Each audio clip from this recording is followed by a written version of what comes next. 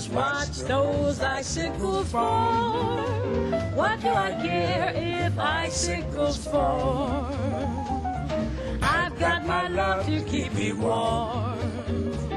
Off with my overcoat, off with my glove. I need no overcoat, I'm burning with love. My heart's on fire, the flame grows higher. So I will weather the storm. What do I care how much it may storm? I've got my love to keep me warm. Yes, snow is snowing, the wind is blowing, but I can weather the storm. What do I care how much it may storm? I've got my love to keep me warm. Yes, I can't remember our worst December. Just watch those icicles fall. What do I care if icicles fall? Baby, I've got my love to keep me warm. Oh, off with my overcoat, off with my gloves. I need no overcoat, I'm burning with love. My heart's on fire, the flame grows higher. So I will weather the storm. What do I care how much it may storm? I've got my love to keep me warm. The snow is snowing, the wind is blowing, but I can't weather the storm, storm, storm. What do I care how much it may storm? I've got my love to keep me warm. I can't remember a worse December. Just watch those icicles fall. What do I care if icicles fall?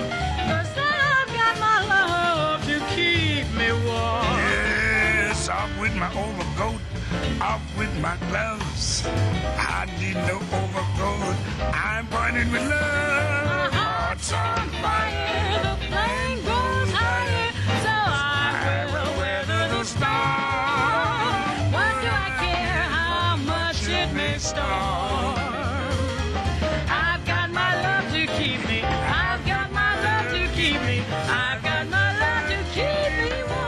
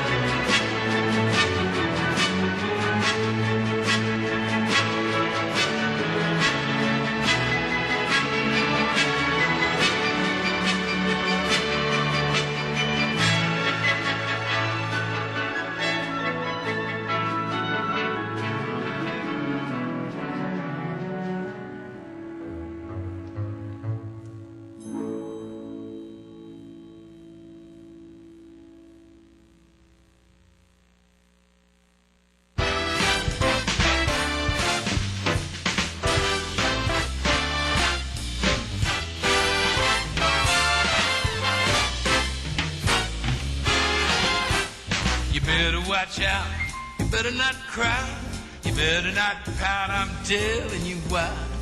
Santa Claus is coming to town. He's making a list, he's checking it twice. He's gonna find out who's naughty or nice. Santa Claus is coming to town. He sees you when you're sleeping. He knows when you're awake. He knows if you've been bad and good. So be good, for goodness sake. You better watch out. You better not cry. You better not pout. I'm telling you why. Santa Claus is coming to town.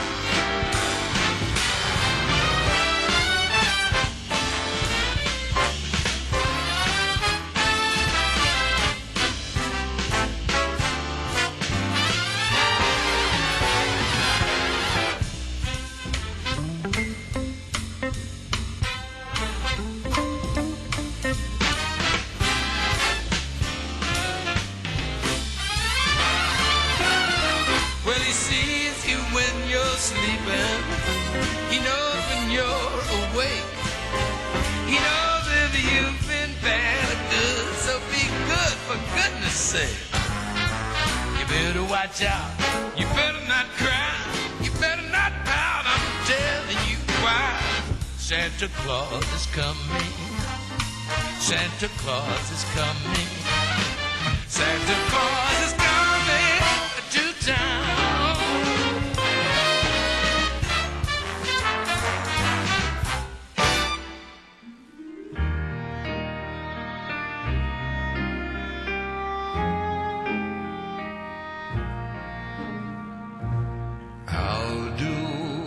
Capture the wind on the water.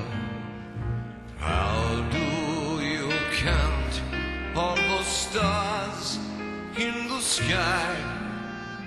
How can you measure the love of a mother? How can you write down a baby's first cry? Candlelight, angel light, firelight and star glow shine on his cradle till breaking of dawn. Gloria, Gloria, in Jersey's day, angels are singing. Christ child is born.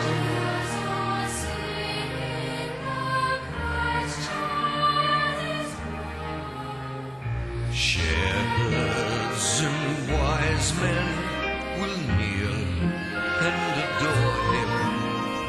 Seraphim round him their vigil will keep. Nations proclaim Savior, but Mary will hold him and sing him to sleep. Candlelight, angel light, firelight and star glow shine on his cradle till breaking of dawn. Gloria,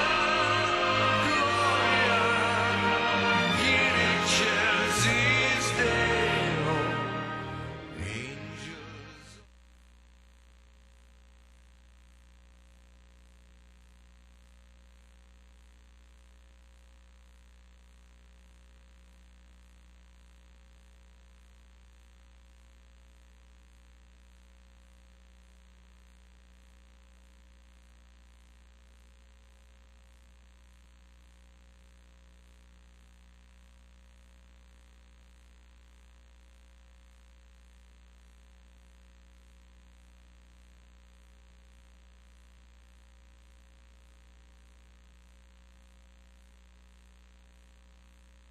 I'd like to call this meeting to order. We're going to start with the Pledge of Allegiance.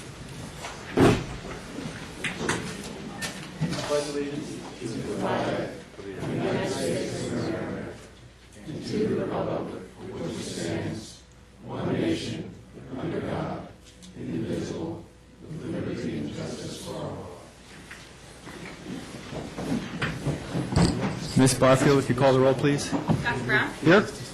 Edwards? Here. Mr. Norris? Here. Mr. Huda? Yes. Ms. Dacus? Yep.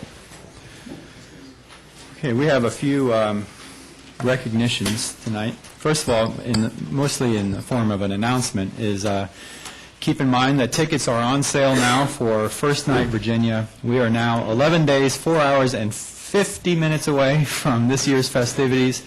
Every year on New Year's Eve, thousands of people come to Charlottesville's downtown mall to participate in this fun-filled celebration of the arts. It is in its 29th year. First Night Virginia. It promises to be our best night ever. You can order your tickets online at www.firstnightva.org or at various retail outlets downtown. So please come in and enjoy First Night Virginia. We are very pleased to announce that our recycling program with the city has won a prestigious Green Carpet Award from the Virginia Recycling Association. This is an award in recognition for our curbside single-stream recycling collection program that we do in partnership with Allied Waste. Charlottesville was recognized by VRA for our commitment and leadership in seeking out innovative approaches to improving traditional curbside recycling systems. And here to, I guess, receive this award and make a few comments is Judy Mueller, and I believe David Outing is here also from Allied. If you would please come forward and let's give them a round of applause.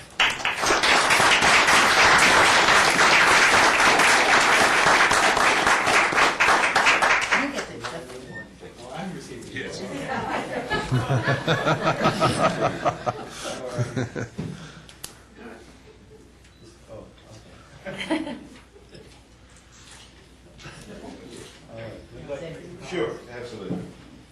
Good evening, everyone. Again, my name is David Outing. I'm Division Manager here for Allied Waste Services in Charlottesville. And we don't travel alone. We have a phenomenal team, and we actually have some of our management team, Brian Wright, sales team, Daryl Wiley and Brian Coons, and most importantly, the driver who actually services the curbside recycling. And if you ever see these guys out there doing it, Troy Gentry actually services the city of Charlottesville.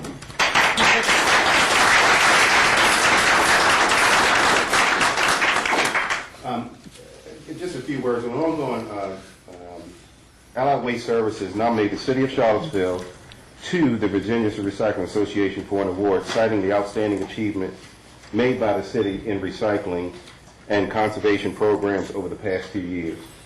At the VRA annual conference in May, the city of Charlottesville won a Green Carpet Award for demonstrating excellence and dedication to the recycling in Virginia.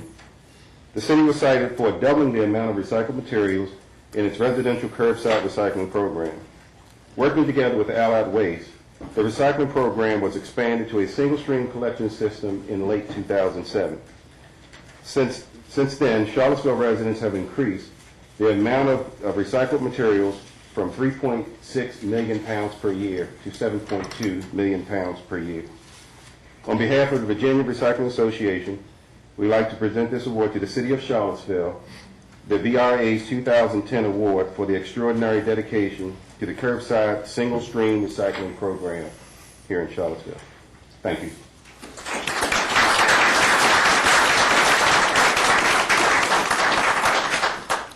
Thank you very much, Mr. Outing and Ms. Mueller.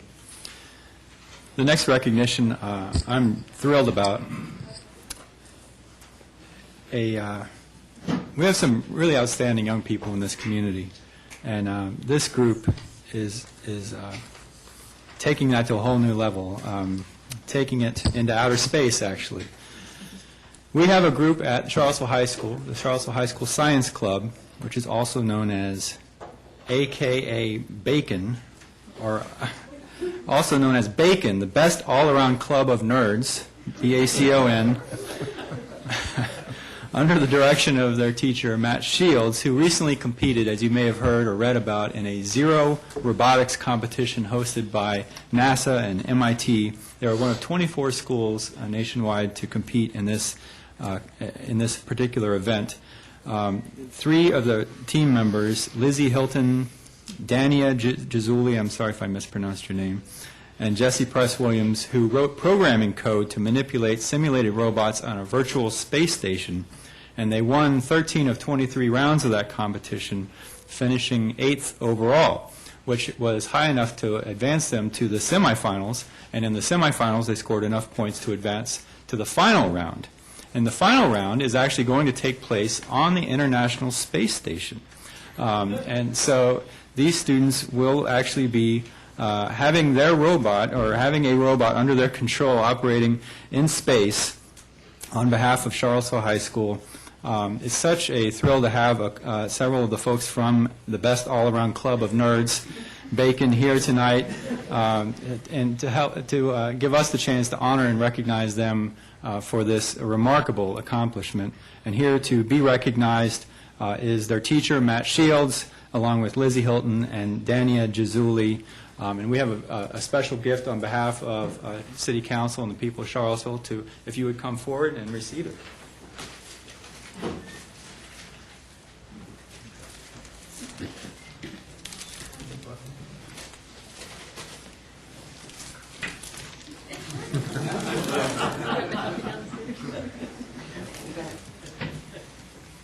For each of the students, we have poinsettia on behalf of the city. Let's give them a big round of applause.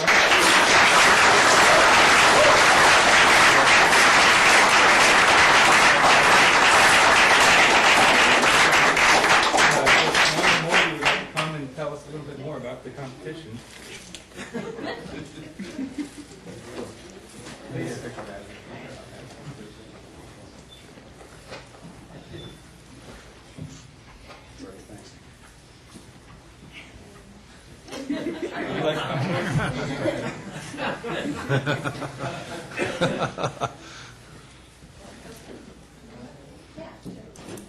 Okay, so the programming competition, we found out about it actually because one of the people on our team who couldn't make it here tonight, Jesse, had done a previous competition with NASA that involved sending balloons in outer space. So they emailed us about this competition, thought we might be interested.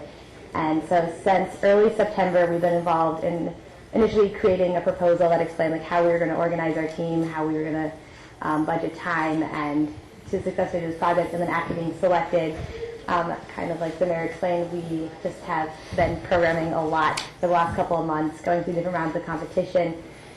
We had to program in C, which is just one of the languages, and make the robots fully autonomous, which is pretty tricky because they're have lots of imperfections, especially being on space. So after a couple rounds, we actually were there a couple days ago for the final round at MIT and got to webcast with one of the astronauts, Commander Scott Kelly, on the space station and watch our robots run. It was pretty neat.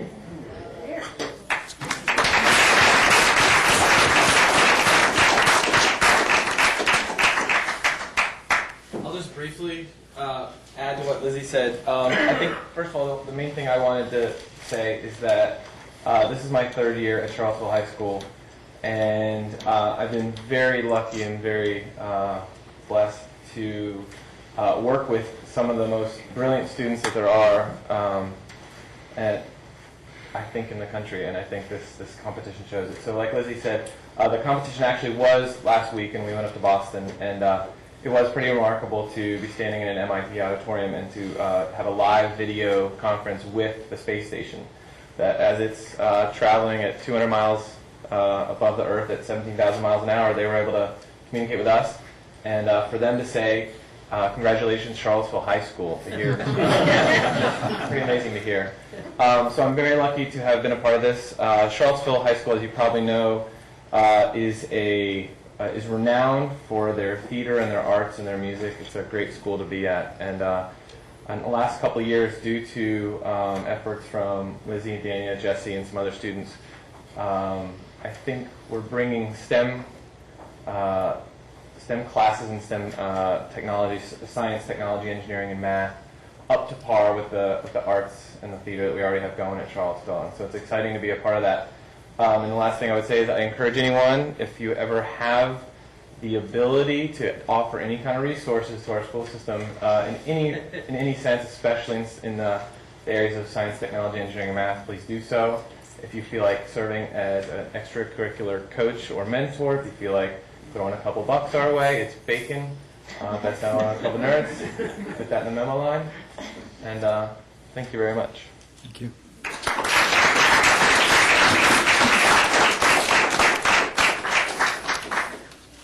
Thank you again. Ms. Sakis, I understand you have a presentation. I do. It's very simple. I just spent a week in France on a gospel choir tour with singers representing Charlottesville and also Stanton, Virginia, as well as a couple of other towns around us. And one of the things that I got to do while I was there was to meet with the mayor of Besançon, our sister city in France, and a city councilor. Actually, I met several city councilors. They have 30, I want to tell you. They were very impressed that the five of us could get things done and figured that we probably did it a little more efficiently. But the mayor very graciously gave us a present, which I brought to us. It's a book about Besançon, our sister city. It's got lots of beautiful pictures, and I can attest it really is that beautiful. I would encourage anyone to go. And this is from Mayor Jean-Louis Fousseret, and he says, "Avec mes compliments, très sincèrement," which I'm sure I have mispronounced, but that is with his most sincere compliments. So, Mr. Mayor. Great. Thank you, Ms. Sakis. That's wonderful. And I hope you had a delightful visit. I had a great time. And it really is, it was typical France weather in late December. It was rainy and 34 degrees. Not exactly conducive to a visit, but it was beautiful. And people were very nice. Great. Thank you. Couple of reminders. City Hall will be closed Friday, December 24th. There will be normal trash and recycling, but no bus service either Friday or Saturday. We will be closed Friday, December 31st as well. Again, normal trash and recycling, but no bus service that Friday or Saturday. There is a community blood drive on December 31st from noon to 5 p.m. outside of the Omni at the Bloodmobile. For everybody who donates blood, they will get a free first night button, which is quite a good incentive. We have a great new program that just started in the last year, volunteer program for snow removal. This is a program that has already attracted a couple dozen volunteers who volunteer to shovel the sidewalks of people who are elderly or disabled in their neighborhood who may need a little extra help meeting the requirements about snow removal on sidewalks. If you would like to volunteer with this program, we are looking for more volunteers, and you can simply dial 970-3700, 970-3700 to leave your name and number, or you can go online at charlottesville.org under the section that says I want to. There's a little item on there that says register for snow removal, and you can volunteer online. So there is that. A couple of programming notes. For those of you who saw an early version of our City Council agenda tonight, just wanted to clarify, we have postponed the discussion on or an update on the water supply regarding the report from Black and Veatch because the representatives from Black and Veatch could not be here tonight, so we will have that discussion January 3rd. And similarly, we have postponed discussion on, or we never actually officially scheduled discussion on the cafe ordinance that will come back potentially next year at some point. And I just wanted to note publicly, and I know she's going to be embarrassed for me to say this, but I wanted to recognize that this is the last City Council meeting that our friend Roshana Dixit from the Daily Progress will be covering. Roshana is moving on to bigger and better things and has taken a new position with a media outlet up in Washington, D.C. So thank you, Roshana, for your years of coverage and for all the patience you've shown in sitting through so many of our meetings and Planning Commission meetings. I know it's a tireless and thankless job that you do, but let's give Roshana a round of applause.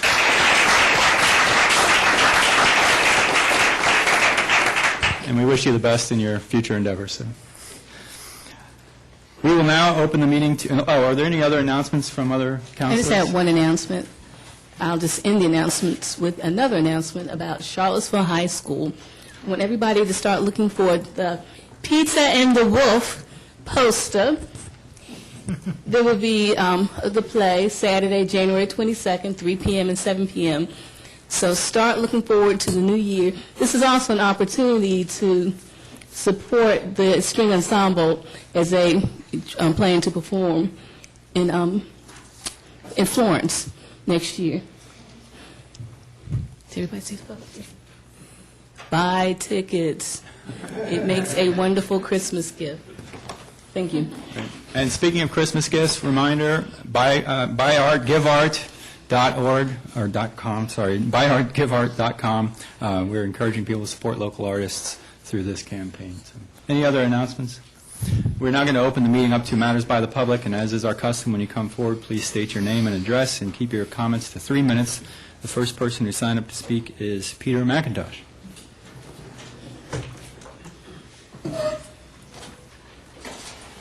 Mr. Mayor, members of council, Peter McIntosh, 624 Davis Avenue. I want to congratulate you and city staff for the foresight that you've shown that was reported in the Daily Progress this morning of going after grants to build a pedestrian and bike bridge across the railroad track. This is a key part in making sure that McIntyre Park is open to the most number of people in our community, and it's an underserved, underused resource at this point, and this would be a way, and I disagree with the gentleman in the paper who said softball players don't cross the bridges. There are a lot of other people that get into that park in the east or the west side that aren't softball players during the day, and they can't get to the west part. If you've ever walked in the east side of McIntyre Park, it's gorgeous. And let me be the first to wish you all a Merry Christmas, and the second thanks, and that is for your astute decision of hiring Mr. Jones. Years ago, when he and I were both slimmer and faster, he was the one that ran circles around me on the basketball court, and I know he'll do a great job for us in the city. Congratulations. Thank you, Peter. I actually put that on my resume. Thank you, Peter. Keith Rosenfeld. Keith Rosenfeld, 283 Broad Axe Road. I'll be gone January 3rd, so I thought I'd hit it tonight. Without a 13-mile pipeline to fill it, a 42-foot Ragged Mountain Dam is as useless as a fish on a bicycle. It cannot fill itself without a hurricane because Ragged Mountain has only a 2-square-mile rain basin versus 230 square miles for South Fork. It's time to clearly state in public the real driver behind this plan. The Nature Conservancy, a $6+ billion organization, has an interesting environmental theory and a desire to find someone else, our community, to pay their $200 million lab fee to test their solution. Here is a book that details this. It's co-written by a local hydrologist, and it is actually good reading with a lot of very interesting observations and theories, many right on target. The book makes clear that man is bad for the environment and that the authors believe that much of society's water infrastructure should be demolished so that we can transition to out-of-river systems. They want to destroy our existing in-river facilities and force our South Fork to silt in and become, quote, natural. That's why they're so determined to kill dredging. Luckily for TNC, this coincides with Albemarle County's political interests, but that is for another night. You must remember that their solution is completely untested. That is why they're here, spreading their wealth and influence. Do you remember how 10+ years ago the Southern Environmental Law Center sued to block the 29 bypass, claiming that highways should not be allowed within 300 feet of a reservoir? Well, Southern Environmental Legal Center is now saying that driving I-64 truck traffic over this proposed main reservoir is perfectly okay. To modify the quote of a famous president, beware the eco-industrial complex. The question you are really deciding is, should Charlottesville spend $200 million and be complicit in the destruction of its main reservoir to help TNC test its theory? Such a gift would be especially magnanimous since current data categorically show that we just don't need as much water as people projected 10 years ago due to dramatic and proven changes in our water use. If this 42-foot dam is built, you will all get a nice bronze plaque with your names on it.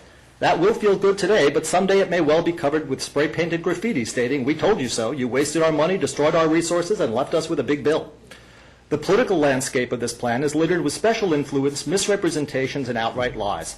The initial approach was the classic political strategy, just keep repeating the same stuff and ignore the facts. Ultimately, people will get bored, give in, and let you do what you want.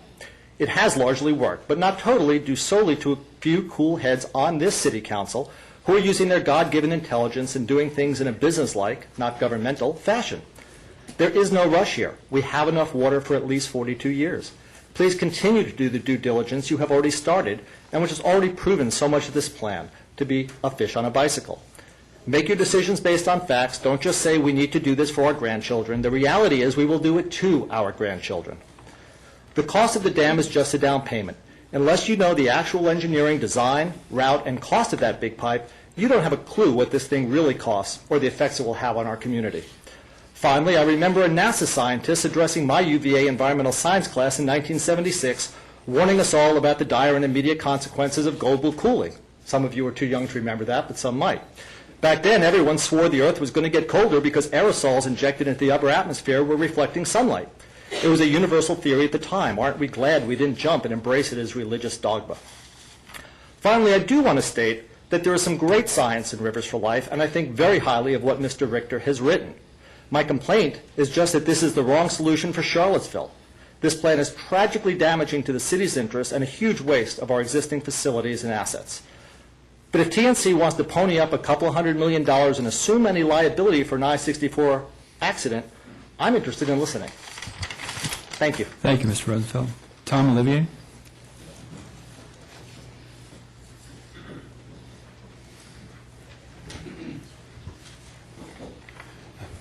Good evening. My name is Tom Olivier, and I'm the Conservation Chair of the Piedmont Group at the Sierra Club, and I'm speaking on behalf of that organization this evening.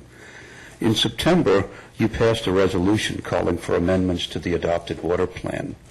Your proposed amendments included capacity restoring dredging of the South Fork Rivanna Reservoir, an aggressive program of water conservation, and phased raising of the dam at Ragged Mountain.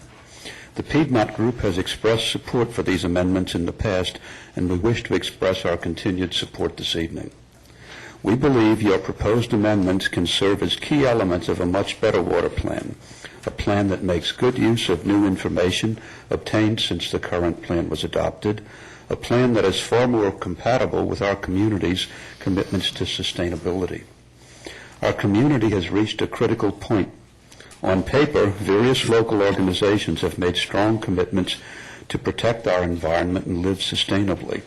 However, too often, when key decisions are made, environmental considerations are discounted. The city to date has played a lead role in demanding that our water plan promote sustainability. We urge that you continue to do so. Thank you. Thank you, Mr. Olivier. Downing Smith.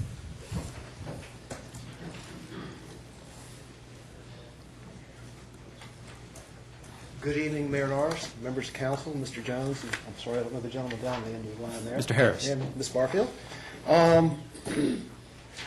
The county, 810 Lux Avenue.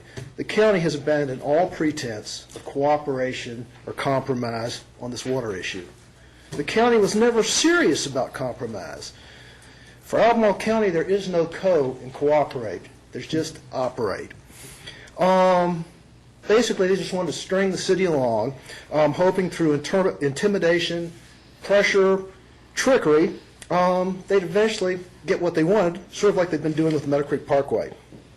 The county should be extremely grateful that the city has shared their reservoirs for decades with the county, and they should be extremely grateful that we're even thinking about expanding our water supply solely for their use. It's a fact that only half of the current users are city residents, and there's more than enough water to last the city indefinitely. So we don't really need this. But a lot of pressure is being put on City Council by the following organizations: Albemarle County and their Service Authority, Leonard Sandridge, Free Enterprise Forum, Chamber of Commerce, Piedmont Environmental Council, Southern Environmental Law Center, and the Nature Conservancy. But none of these organizations represent the city of Charlottesville, the citizens of the city of Charlottesville. They all have their own agendas. They all have their own constituencies, and they all have their own funding. So let's play hardball. Let's give notice that we're canceling the lease with the RWSA. So then if the county doesn't want to play ball with us, let's take our reservoir back. I'm sure the city can operate it just fine and probably make a profit. I'm sure Mr. Jones would be much better at doing that than the RWSA is doing. And I think we can make some money. And don't all of y'all have some projects that you'd like to do but you don't have the money for? The RWSA has been squirreling away millions of dollars for years. I certainly think we could use that extra money for a lot better things than letting it sit in the RWSA coffers. So I'd like to exclaim as I walk out of sight, Merry Christmas to all, and to all a good night. Thank you, Mr. Smith. Richard Statman.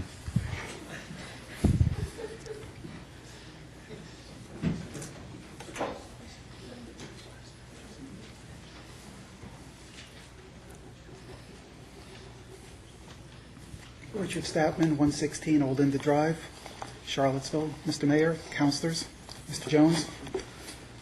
For those to whom much is given, much is required. And when at some future date history sits in judgment on each one of you, recording whether you fulfilled your responsibilities to our city, your success or failure may be measured by the answers to 4 questions. First, were you truly men and women of courage, with the courage to stand up to one's enemies and the courage to stand up when necessary to one's associates, the courage to resist public pressure as well as private greed? Secondly, were you truly men and women of judgment, with perceptive judgment of the future as well as the past, of your own mistakes as well as the mistakes of others, with enough wisdom to know that you did not know, and enough candor to admit that? Third, were you truly men and women of integrity, men and women who never ran out on either the principles they believed in or the people who believed in them, men and women who neither financial gain or political ambition diverted them from the fulfillment of the public good? Finally, were you truly men and women of dedication, with an honor mortgaged to no single individual or group, and compromised by no private obligation or aim, devoted solely to serving the public good and the public interest? I have paraphrased part of a speech by President-elect John F. Kennedy, January 9, 1961, given to the Massachusetts State Legislature. Those words struck me as true then and true now. An ill wind is blowing in Charlottesville. A water proposal has been developed primarily by an appointed board, the RWSA, and a private group, the Nature Conservancy, both of whom feel emboldened to speak and act ex cathedra in the matter of any community water needs. They have sought to leverage themselves into our political and public life. Our city's questions, our city's reservations, and amendments to the water proposal have been pushed aside, denied, tabled, and marginalized. Our city's efforts to voice approval for dredging and phasing any dam, our city's requests for substantive answers to cost, have been met by obfuscation and resistance, finally dismissed by a very unfortunate letter from our county partners that speaks to no room for compromise. Special interests should not be sitting at the same table with those who decide policy. We elect and appoint officials to put their legal and fiduciary responsibilities to the public first and foremost. Families on Page Street, Montrose Avenue, on Greenbrier Drive, on every byway expect nothing less than a full commitment to keep our city strong, to protect city-owned assets, including 3 city-owned reservoirs and the Ragged Mountain Natural Dam area, and seek the best cost-effective and environmentally responsible solution to any water proposal. Thank you. Thank you, Mr. Statton. Stratton Salidas.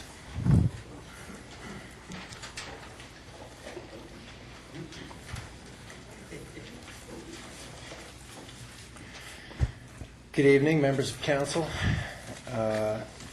I'm here tonight to thank you for your recent vote in support of the plan that focuses on dredging and conservation and just raising the dam 13 feet rather than going with the big dam. Personally, I don't think we need to raise the dam at all, but certainly 13 feet is much better. So thank you very much for that. And I just wanted to make note of some of the disinformation that's out there in support of that decision that you made. First of all, there's a lot of people talking about the approved plan and calling that the 2006 plan. There was an approved plan in 2002 before that approved plan. So what you just voted for is really hearkening back to something much closer to council's original intention. And in fact, on the basis of the approval of that 2002 plan, the Water Authority started squirreling money away, which now they intend to try to spend on the big dam. And even after that vote that you all took, they still, I can't remember if it was the Water Authority or the county board, decided to try to spend $800,000 to study this dam that Charlottesville said we do not want on our reservoir. That is an incredible amount of arrogance, so I'm glad that you're standing up to them about that. So I also wanted to mention about the demand study. The information's in. It was done with 2001 figures, so it's about 10 years old. We know that it's 26% wrong already. So if we extrapolate that error rate over the 50-year period that they pretend to know how much water we're going to use for, we find that it's off by 130%. That's about how much we should be able to assume the demand estimate's off if we use a methodology similar to what they used to come up with it.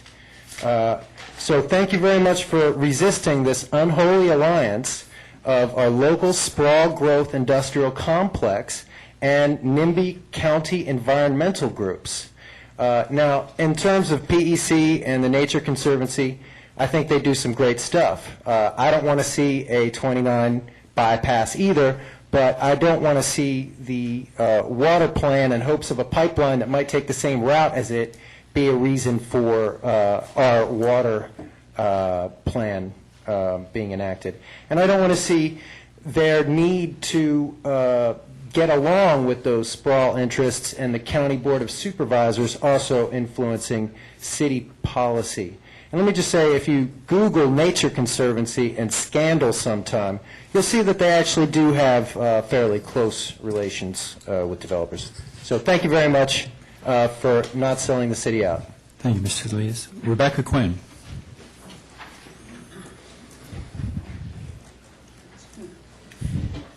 Rebecca Quinn, 104 4th Street here in the city.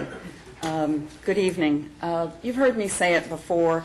If we don't need the water, we don't need the dam. I've also said if we don't need that much water, we don't need that much dam.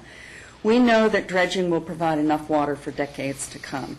But tonight I want to talk about the Lower Ragged Mountain Dam. We visited, a number of us yesterday visited that beautiful corner of the county. And, it was really hard to stand on that dam and imagine water rising 50-some feet above your head, or 40-some feet above your head, and all that it would do. I distributed in advance a handout, and I just want to hit a couple of the highlights in this handout. First, the Community Water Plan adopted in 2006 called for phasing in construction of the dam height. 2, the permit support document submitted in 2006 to the state and the Corps of Engineers called for phasing in the dam height. In particular, there's a quote from the permit support document. Construction of the dam's first phase would produce adequate yield to cover an interim period while avoiding the greater capital cost associated with future needs. The dam would be raised to its full height in the future when more users create additional demand, and those additional ratepayers can share the cost. 4, the Council's September 20 resolution calls for phasing in the Ragged Mountain Dam height. We now know Black & Veatch's response recently to the issues raised by the ITRT reaffirms that the Lower Ragged Mountain Dam can safely and cost-effectively serve as the basis for a 13-foot raise or up to a 51-foot raise in the future if needed. The DEQ and the Corps permits allow phasing in stream flows as volume grows. We all applaud your action on September 20th and urge that you hold firm to its particulars. And I'm not sure that I've got a good segue to this, but I do want to say this.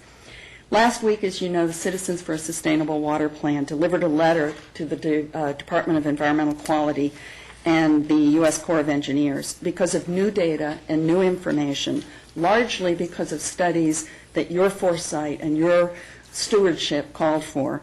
We now know there are new information and new data that are material and substantive changes in the premises on which the permit support document was based.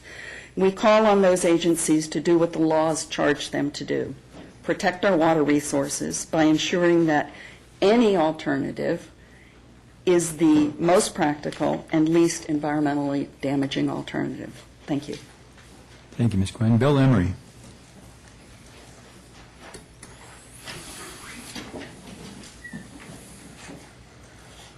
Good evening, councilors. Later tonight, Mike Smith's going to give you a report and a resolution on the proposed tree commission, and I'm fully in support of that and really excited about that. Mr. Huja, I've heard you say before that in Charlottesville we work on every issue for a long time, and trees are no exception to that tendency. At your October 18th meeting, I gave you guys a copy of the 1975 guidelines for a tree planting master program that was prepared by George Brigg and Clara Bird. I hope when you that you would make one little tweak to your resolution.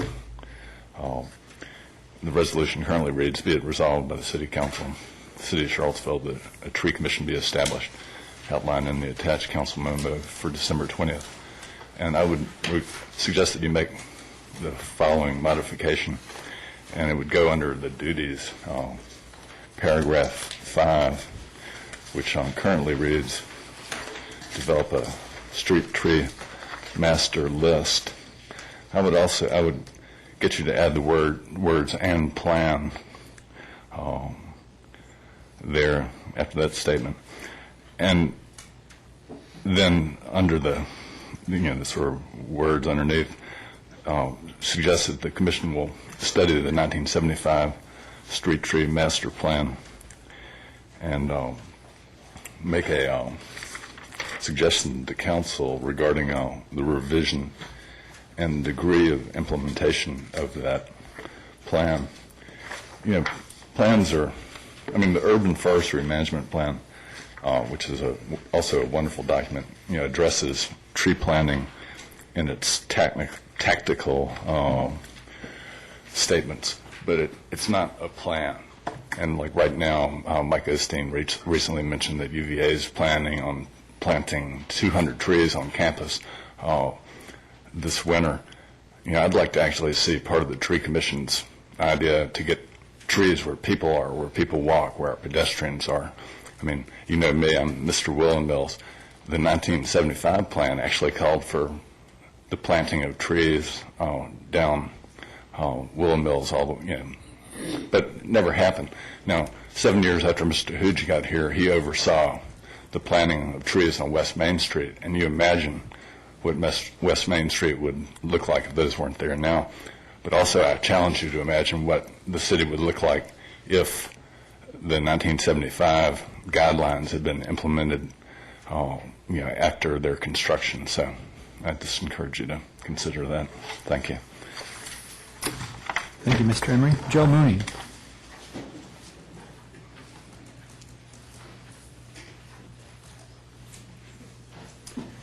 Mr. Mayor, ladies and gentlemen, welcome, Mr. Jones. Thank you, sir. We're looking forward to many years of cooperation and leadership on your part. Thank you. I would like to make a request regarding the RFP for dredging.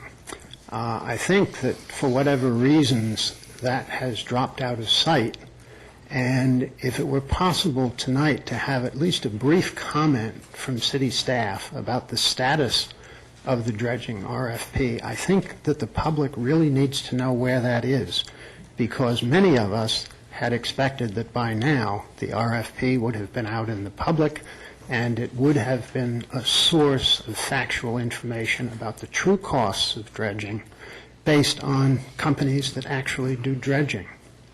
My fear, and it's been spoken to by others tonight, is that RWSA and those entities that support RWSA in obstructing finding the data and the facts that you all are diligently now seeking out are obstructing getting the RFP for dredging out to the public. I hope that that's not true, but given the length of time that it's taken so far, I hope that you can reassure us that obstructionism is not, to use maritime analogy, leaving dredging dead in the water, while any efforts to build a dam seem to be full speed ahead. So, thank you. Thank you, Mr. Mooney. Kevin Lynch.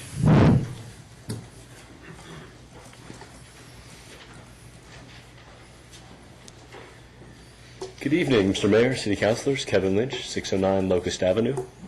Good to see you all tonight. I want to go back to the 2002 plan and remind you all that in 2002, City Council, of which I was a member at that time, and the county and Ravenna passed a water plan that was based on principles of sustainability. It was a $30 million water plan, and it consisted of dredging the South Fork Reservoir, increasing the capacity of the South Fork Reservoir, and repairing the dam at Ragged Mountain. But we didn't just pass a plan, we financed the plan.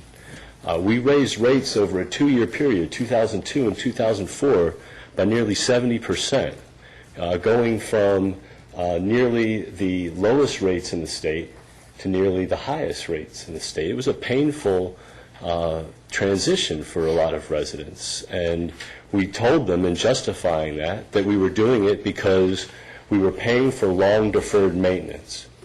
Now, I believe that any public official, including myself, when we reach into the pocketbooks of residents like we did, whether it's for taxes or for rate increase, and we have an obligation to make sure that that money is responsibly spent.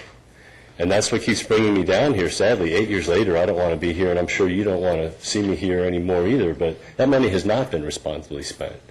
8 years later, 25 cents out of every dollar that Ravenna gets, they're simply putting in the bank and holding. They've turned that $30 million maintenance plan into a down payment for a plan that's way bigger than what we need, and even likely to need for the next 50 years. I do commend Council for doing the Black and Veatch study, because now we know that simply repairing the dam, which is really all that the city should be obligated to do, would be an $8 million expense. So regardless of what happens, the city shouldn't be putting any more than $4 million into this. And I think it would be in your best interest to take a look at that pipeline and see how much it would cost to repair and to keep that maintained as well. I want you to recall or remember, we've paid the city 65% of a water system that can provide 12.8 million gallons a day. In other words, we've paid for about 8.3 million gallons of capacity. That's about twice what we're using. So even if we doubled our water usage in the city, which is very unlikely, we've already paid for that capacity. I want you to think about what happened in 2008. You know, we're still getting over the effects of the bursting of probably the greatest bubble since right before the Great Depression. And the sources of that bubble were many, but they were largely based on a whole lot of people being persuaded to buy more than they could afford, more than they needed, while the people that were selling them, making the pitch, were hiding the true cost and the long-term costs of what was happening. And that kept on going for about a decade until finally the chickens came home to roost, and here we are. What we're looking at with this water plan, you've got a 5-year balloon payment coming. It's called the pipeline, the South Fork pipeline. No one's even talking about that. Mr. Lynch, if you can wrap up. So I'll wrap it up by saying I applaud the leadership of the mayor, of city council in supporting him. We need a solution, clearly. We need a solution that fits this community and not the pocketbooks of a lot of special interests. Hindsight is great, but we have the opportunity to apply foresight here. Thank you. Thank you, Mr. Lynch. Dee Dee Smith.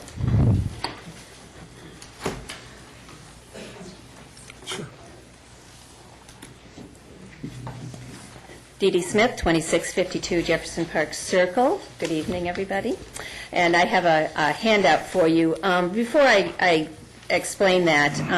I'd just like to reiterate a couple things you've heard, and you've heard a lot tonight, and I appreciate your patience with all of this. But for somebody who's been through, who really kind of went to all of those meetings before this plan, the 2006 plan was approved, and have obviously been very enmeshed in it since that time, I'd just like to explain that what City Council and Board of Supervisors approved in 2006 was a phased-in dam height, not the kind of phasing we're hearing about now, which is a dam and then a pipeline.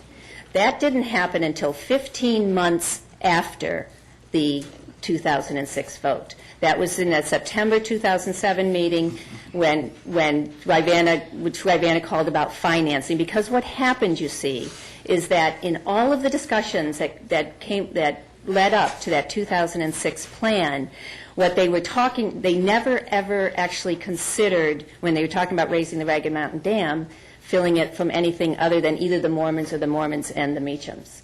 And so when the pipeline didn't come up till the very last minute, and it seemed to solve, everybody loved it, it seemed to solve all the problems. But the problem that and so it was a concept that just seemed so great and everyone jumped on it. The problem is it's outrageously expensive, which they didn't know really until 15 months later. And then we got this new definition of phasing, because they couldn't pay for it. It's all in black and white. It's in the minutes. They said we can't do them because we can't pay for them. We can't bond them. It's too much money.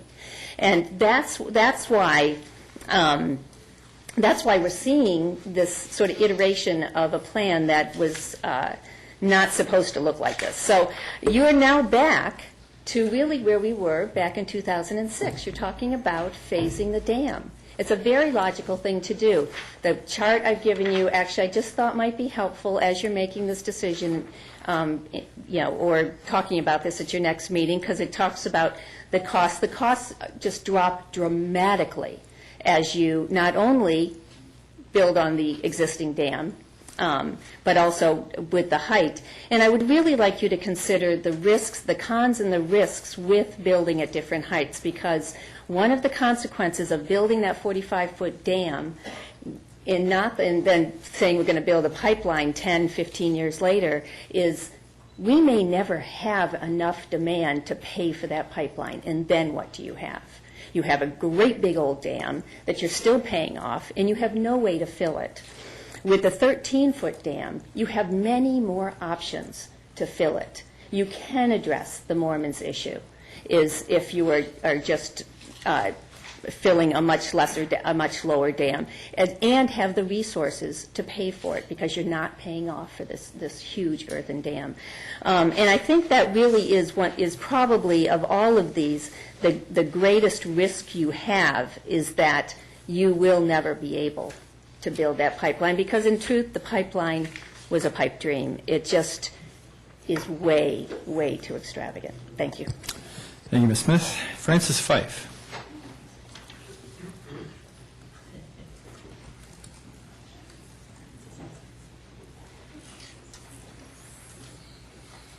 Good evening, Mr. Mayor, members of council. My name is Francis Fife, and I live at 501 9th Street Southwest. I'm a little bit embarrassed to follow this group of people that you've heard speaking about the water issue and the dam and so forth. I have never seen a group of people, and I call them young people because they're all much younger than I am, work as hard, and I will put them up against any group of experts that Ravenna has, or the county, or whoever else. And I'll guarantee you they will know more and bring more expertise to you all than any other group. You've heard of the canary in the coal mine, and I'm going to speak of something that you may think is a little flip, and that's about birds. Birds are an indication of life, and when you destroy 200 acres or more of forest land, you're disturbing and destroying the home life of a lot of birds. Last night at my house, a group of people who had been counting birds during the day, I mean, we do these censuses every year, came And the report that had the most birds were around Ragged Mountain. And it was simply amazing when the names came up. Oh yes, I saw one of those. There were 2 people who covered that area. And it's a wonderful area. Once you cut down that forest, a lot of those birds are going to disappear. Thank you. Thank you, Mr. Fife. That's the last person who signed up to speak. We have time for 1 or 2 more speakers. Is there anybody else that would like to speak? Mr. Lloyd? I hadn't planned to speak tonight, so I didn't sign up, but I heard some things that just really impressed me tonight. One was Mr. Statman talking about the public trust. This community entrusts you people to take care of their assets, to give them what they need, and to not give away their property. So I encourage you to think about that. The other one was bacon. These 2 young ladies are 18 years old. They vote. But you know, in 15 years, history will be made.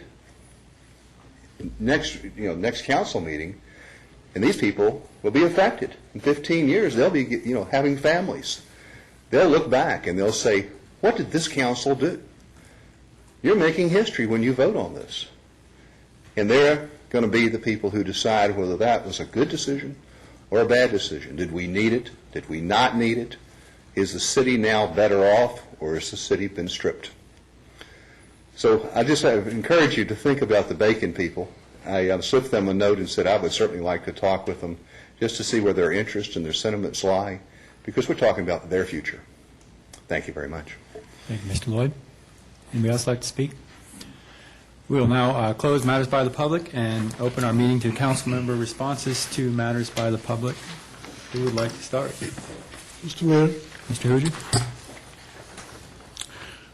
I just wanted to comment on Bill Emery's suggestions on tree ordinance, and I think we should probably be discussing that in a few minutes. I'd like to suggest that we do some of those things and ask some other ideas also. And second, I would also like to find out, as to John Mooney's suggestion, as to what is the status of RFP for dredging, because I thought we were going to proceed with that. Mr. Jones, do you want to address that now while it's on the table? Sure. Currently, the Ribana board is discussing the dredging RFP, and more specifically, how to go about doing the dredging RFP. Would we do it in a traditional manner, or would we do it in a way that would allow for a little more flexibility with companies that were coming in or were interested in bidding a proposal? So I believe at our next board meeting we'll have a better discussion or more in-depth discussion about that, and hopefully we'll be making a decision on that. Is that pretty accurate, Mr. Mayor? Ms. Sakis. That was my question. Okay. Dr. Brown? Well, most of the comments were about water tonight, so I guess I'll respond a little bit to that. First, I will agree completely with Francis Fife that people in this community have worked enormously hard on this issue. It's Kevin Lynch and Dee Dee Smith and Rebecca Quinn and a host of other people have really put a lot of effort, and I admire it. And a lot of discussion on the water supply has been pretty fact-based, which is kind of interesting. You have such wildly divergent opinions trying to sort through the same pile of information.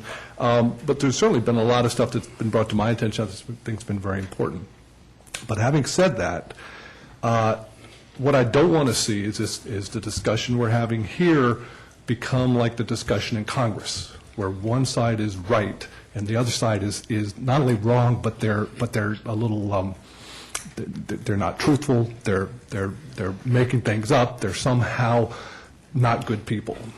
And I'm afraid that some of the comments tonight, Mr. Rosenfeld in particular, cross that line. When we talk about Piedmont Environmental Council, we're not talking about a faceless organization that's somewhere else. We're talking about Jeff Warner, friend of ours. A lot of people's here. When we talk about the Nature Conservancy, we're talking about Rich Schuyler, a very good person. Okay, when we talk about the Southern Environmental Law Center, well, we're talking about Kay Slaughter, we're talking about Morgan Butler, we're talking about a number of people we know. So to somehow imply that those organizations are taking a position not because of their interpretation of the facts, but somehow there's something going on with money and politics and intrigue and growth. I just think that's an unfortunate thing to do. And I think I'd like to see us stay focused on facts rather than somehow implying that some of the people involved in this are less than noble with their intentions.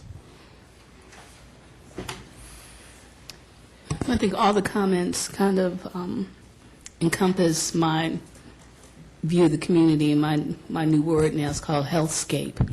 So thanks for reminding us about the healthscape of our community. To Mr. Statman, the words from Kennedy were eloquent. I have an autographed copy of Rivers for Life, and I think that's about it. I think Kevin Lynch, you're always welcome. It's always a pleasure to see you. I want to thank all of you who came to speak tonight, particularly those who came to speak on the water issue. We've come a long way in the last couple of years in developing an alternative that I think serves our community well, or would serve our community well. I have also urged, I think it's important to keep focused on the facts and not make it too personal. But I think we're coming to the point now where the plan that we adopted back in September is really, I think, it's proving to be a viable plan and proving to be a good alternative. And so we're going to continue that discussion in January. But I appreciate all of you who came to speak and to support us in that direction. I wanted to slightly correct something that Ms. Smith said when you said that the 2006 vote was a vote for a phased plan. And because I think the county would say that it's a plan that allows for phasing. It's not a plan that dictates phasing. And just a slight sort of alternative version of that. But I get your basic point. And Ms. Quinn made the point as well. The plan is explicit in allowing for the construction of the dam to be done in phases as needed, which is exactly what City Council is on record as supporting. So, okay. We are now going to move on to the rest of the items on our agenda. First is appointments to boards and commissions. Dr. Brown. Mr. Mayor, I'd like to move that City Council appoint Mike Gaffney as a citizen representative on the Ravenna Water and Sewer Authority and the Ravenna Solid Waste Authority. And I will note that this is a joint appointment, and the county has already, it was their turn to go first, and they have approved Mr. Gaffney. Discussion? Or a second? Sorry. Is there a second? Any discussion? I do think it's important to note that 2 years ago it was our turn to appoint a citizen representative, and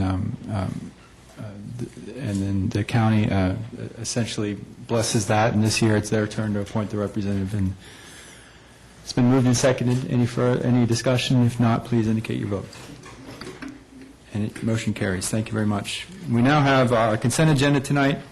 On our consent agenda is item A, minutes of December 6th. Item B is an appropriation of $20,000, finance warehouse operation, used forklift purchase, second of two readings. Item C is an appropriation of $167,312.71 K-Tech VDOT funds, first of two readings. Item D is an appropriation of $5,000 stipend, Project Child Hands participation, first of two readings. Item E, an appropriation of $750 Sam's Club Foundation Community Grant, first of one reading. Item F, an appropriation of $1,954.92 2010 Charlottesville Police Department Foundation donation, first of two readings. Item G, an appropriation of $6,187.50 U.S. Department of Justice 2010 Bulletproof Partnership Reimbursement Grant, first of two readings. Item H, a resolution of $32,500 funding for the Paramount Theater Outreach Initiatives, first of one reading. Item I, resolution T grant McIntyre Park Bike Pedestrian Bridge over Railroad Phase 2 Construction Funds, first of one reading. Item J, Resolution Reentry Summit Funding Authorization, first of one reading. Item K, Resolution DCR Washington Park, first of one reading. Item L, Resolution Amendment of Funding Agreement between City of Charlottesville and CEDA, Charlottesville Economic Development Authority, for the Jefferson School renovation, first of one reading. Item M, an ordinance mixed-use matrix, second of two readings. Item N, ordinance parking entrance widths in historic districts, second of two readings. Last but not least, item O, ordinance vacation of subdivision plat for 2210 Berkshire Road, second of two readings. Is there a motion to approve the consent agenda or any items to be pulled for further discussion or any comments or questions? Mr. Mayor, I don't want to pull out any item, but I do want to make a comment about item H, and I support it, is Paramount Theater additional allocation, but I would suggest that we ask them to talk to county also to match this effort. Okay. Thank you. Thank you, Mr. Huja. Motion to approve the consent agenda or any other comments? So moved. Second. It's been moved and seconded. Any further discussion? If not, please indicate your vote. It carries unanimously. Thank you very much. Next item on our agenda is a public hearing and an ordinance regarding donation of land to Habitat for Humanity. This is before us tonight, first of two readings. Mr. Jim Tolbert. Thank you, Mr. Mayor and Council. Over the last couple of months, I've talked with all of you about some property that we have that's on Elliott Avenue that's adjacent to the Eco Mod House and Burnett Commons. It's a parcel there that we have had a subdivision done for in anticipation of having this discussion, where we've created two lots, two single-family lots, one on the east side, one on the west side of the lot, leaving the central portion open for possible redevelopment, either of that site or additional development of the site, or partnering with the property behind it in some form or fashion that's privately owned. This has been advertised as a public hearing, and suggestion before you tonight is to provide these lots to Habitat for Humanity for them to develop affordable housing on. Again, the Eco Mod House that they developed along with the University of Virginia is adjacent to one of these. The other side is adjacent to Burnett Commons, and I've heard some comments from some councilors who may be concerned about that one in particular, about maybe that's not the appropriate use there. Maybe we want to look towards something else. If you want to convey one and not the other, that's perfectly all right. You would need to amend this ordinance on first reading to do that, to convey lot 1 and not 2. I also understand there may be some questions about how much might it cost to remediate the site if we do donate them, because of the problems we had on the adjacent property. And what we found out is it's a range. We can get some better numbers before second reading if you'd like, but when we were discussing this initially with Habitat, they were looking at putting the K-Tech house on it, and they had prices from $12,000 to $30,000 depending on how they might do it. So there is a varying cost there, but we can try to pin that down based on some other work. This is for both the lots or just one lot? That was for one of the lots at that time. But again, this is before you for public hearing, and if, like I say, if you wanted to do one or not the other, you could do that tonight also. So be glad to answer any questions. And the expectation is that the city would pay for the remediation costs? Not necessarily. I just wanted you to know that, again, like when we donated the Eco Remod, they might come back and say, again, in the interest of affordability, if it gets too high, they might ask us for some additional funding to help with that. And do you recall off the top of your head what the site costs were? And I know there was some. Well, I wish you wouldn't have asked me that. They were about. We put in about $50,000 for that site, and again, that's where there was a large portion of it, and the project was designed before they ever knew that. So I think those were a little higher than they would be otherwise. And there were also costs associated with the sewer line, is that right? Right. And some of that cost was water and sewer line, and that's already in and done and would serve these lots. Okay, so that's already been taken care of. Right, that's already built. And we put it in size to anticipate the development of this site and the site potentially across the road next to the cemetery. Right. Other questions before we open the public hearing? Mr. Mayor, I do have some questions on one of the lots, and I will wait after the public hearing. Okay. Thank you, Mr. Tolbert. We'll now open the public hearing, and is there anybody signed up to speak? No. No. Is there anybody from the public who would like to speak on this item? Hearing none, we will close the public hearing. Questions or comments for Mr. Tolbert? Yes, sir. if you look at the drawing which is in your packet, this is lot 1 and lot 2. I have special concern about lot 2 because there is the entrance to Bonnet's Common, which is a planned PUD, and it will provide, I think it will be adverse impact on that development. And I would hope that we can not donate that lot, only do lot 1, and then leave that alone, or maybe sell it to the Burnett Common. If not, just keep it. Not every piece of land has to be developed in the city. I tend to agree. Do you know if Burnett Commons, the folks there have ever been approached about purchasing that lot from the city? I think Mr. Armstrong has a great deal of interest if we were to make it available to him. Yes, sir. One thing that I really like about this is that, we've talked a lot about the need for affordable housing, and this is a way of getting more affordable housing in the city. If we were to decide not to do that and were to sell it, I would like to see that either, tied to affordable housing in some way in the city, whether we use that funding to offset some affordable housing or talk to the folks at Burnett Common or whatever it was. But I'd hate to just sort of say, well, because it might affect another developer, we're going to give up what could be, two families' homes. Well, I was not suggesting we give up both of them. No, I understand, but it was 2 houses on each lot, right? No, just one. one. Okay. Right. And So one family's home. Right. The thought would be that if it could be sold, and the money could go back to housing fund. Yeah, I would have no objection in that case. I just don't want to just sort of give up that option. I think that's a great idea. Yeah. Other comments? And I agree with Mr. Hujan. All right. So this is before us on the first 2 readings. If we wanted to amend the ordinance, Mr. Harris, is that something we would do? Do that on second reading. Do it on second reading? Okay. So for tonight, you'd be looking just for a motion and a second, and then that would carry forward, and then in the meantime, you'll prepare some draft text? Right. Okay. The motion is second and for the change that you were. Is there a motion to approve this ordinance contingent upon language being drafted that it would only apply to lot number 1? I would so move. I'd also like to look at the possibility of including language that would tie that to affordable housing. You mean the proceeds from the... Yeah. Okay. I think that's our policy, that if we sell this land for housing, it goes into the affordable housing Great. fund. Okay, then I so move. And will you then also prepare an offer to Southern Development? Absolutely. Okay, great. I'll second. It's been moved and seconded to carry forward. Thank you, Mr. Tolbert. Thank you, Mr. Harris. Next item before us is a public hearing ordinance regarding amendment of vendor fees. First 2 readings, Mr. Jim Tolbert. Yes, sir. This is an item that I hope and I think is just a matter of housekeeping. A couple of years ago, we came to you with a suggestion that we increase our vendor fees, and council felt like, given the economy at the time, that was not appropriate, so you didn't do it. And we went back to using what we'd been using, which was $800 for assigned spaces and $600 for unassigned spaces.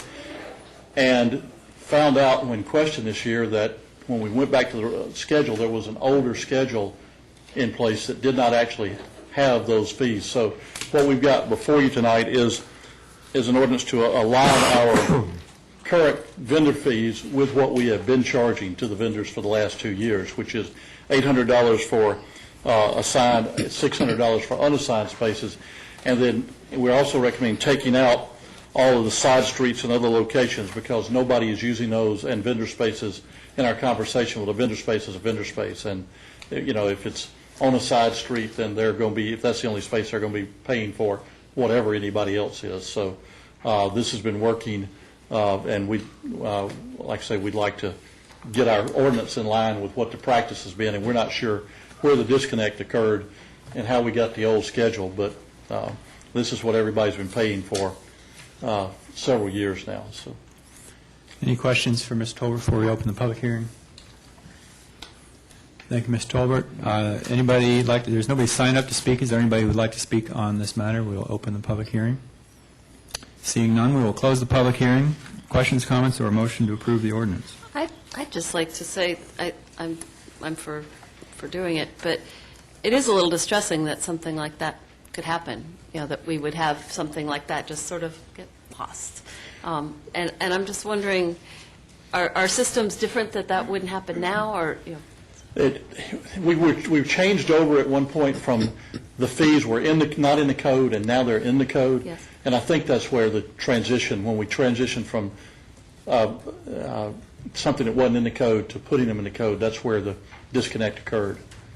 Because at one time we were and we've been charging these fees all along, and I think somehow it got written down. I think it was just actually something got messed up in the ordinance and didn't get caught at the time. it just seems like this might be one of those learning moments where we could figure out how that wouldn't happen, because the code gets revised periodically, and it would be good. Now that we have it in the code, I don't think that's... But not the specific thing, but things like it. Right. Any other comments or questions, or a motion to approve the ordinance? I'll move the ordinance. Is there a second? Second. It's been moved and seconded. It will carry forward to our next meeting. Thank you, Mr. Tolbert. Don't go anywhere. We now have a public hearing and an ordinance regarding sale of 409 Stadium Road. Again, before us tonight, first two readings, Mr. Jim Tolbert. Okay. Several months ago, I started talking to you about the possibility of selling a piece of land that we own. It's actually at the corner of JPA and Emmett, but for some reason it has an address of 409 Stadium Road. This is a piece of property that someone asked if they could swap a piece with us for, and we found out at that time we owned it. This piece of property, the council had considered selling in around 1997, and pretty much agreed to do, and then the deal never happened at that time. So we felt like it was an asset that we had that was not being used, that we could put on the market, see what the interest was, and raise some funds for the housing fund. You directed that we go out for an RFP, and we did that, and we put it out, and we got actually 4 proposals ranging with a proposed purchase price at that time from $0 to $250,000. And the $250,000 price being a proposal from Charlottesville Apartments, who desired to purchase a property and construct housing units for student housing on the property. Our RFP said we wanted money and we wanted housing out of this. That was the ultimate goal. So this is before you tonight. It's been through your process for sale of property, and in addition, we did an RFP, which is more than you actually require in that process. We have had, subsequent to receiving these, interest from one organization, Management Services, who has in writing said that they would match the $250,000 offer and would like you to consider that. And Mr. Jones is here to address that. And I'll just say that in talking to the city attorney about this, if you desire to go that route, he would suggest that we advertise the public hearing again with that being known publicly now and allow additional comments. So if you wanted to consider that offer that has been made in lieu of the one that we're recommending, which we've recommended at this point, that we go with the offer from the Charlottesville Apartments, that you would then put it back out, we'd advertise it, and probably bring it back a mid-January meeting for discussion again. Thank you, Mr. Tolbert. Questions or comments for Mr. Tolbert before we open the public hearing? My understanding is that RFP said that we have the right to negotiate with all the proponents. That is correct, sir. We did an RFP process and not just a bid process. And Management Services was one of the proponents. Yes, sir. Yes, they were the second proposer with an initial proposal of $150,000. Other questions? We are going to have a public hearing? Yes. I'll wait for that. Okay. Thank you, Mr. Tolbert. We will now open a public hearing on this matter. The first person who signed up to speak is Gate Pratt.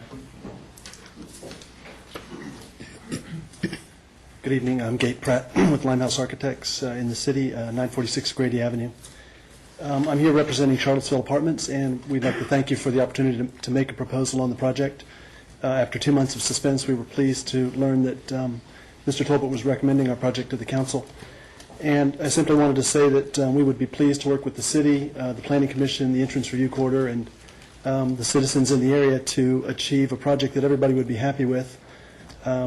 We think we've come up with a very nice proposal and a concept that we think initiates the beginning of a dialogue. We'd like to put a project there that everybody's happy with, and we did our best effort in a very short period of time to come up with a concept that we think will propose a nice student apartment. We don't think it's final, but we think that what will result will look a lot like what we've proposed, and we understand that there's a period of discussion and review that will ultimately generate the right density and the right look for the site. But we would be happy to work with you and come up with an apartment complex that represents what you see here. John Crayfack from Charlottesville Apartments is here tonight, and I am also, if you'd like to ask us any questions, we'd be happy to discuss it with you. Thank you. Thank you, Mr. Pratt. Anybody else like to speak? Mr. Jones?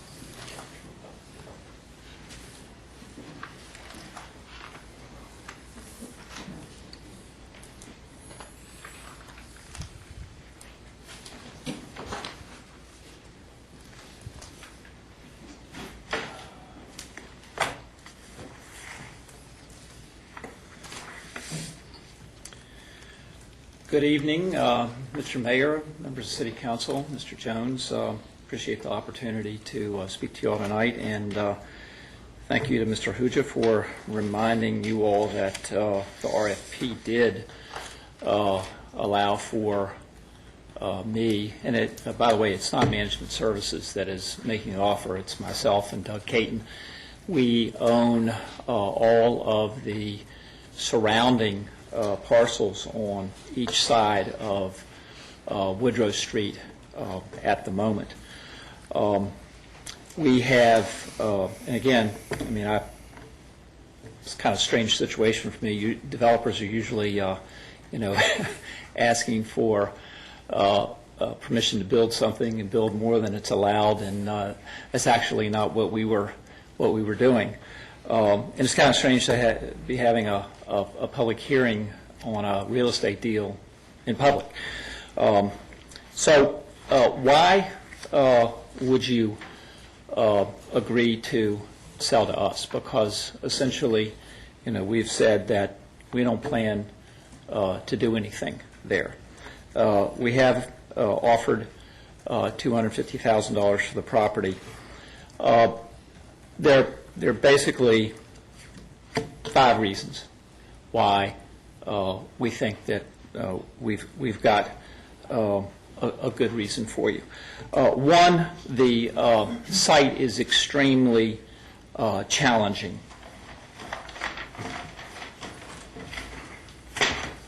And I don't know exactly how to do this, but I'll just kind of hold it up here. This is JPA. This is Emmett, comes around, turns into JPA. You guys can see the site plan. The way the ordinance reads, according to my interpretation, there's going to be a required 50-foot setback on this front yard.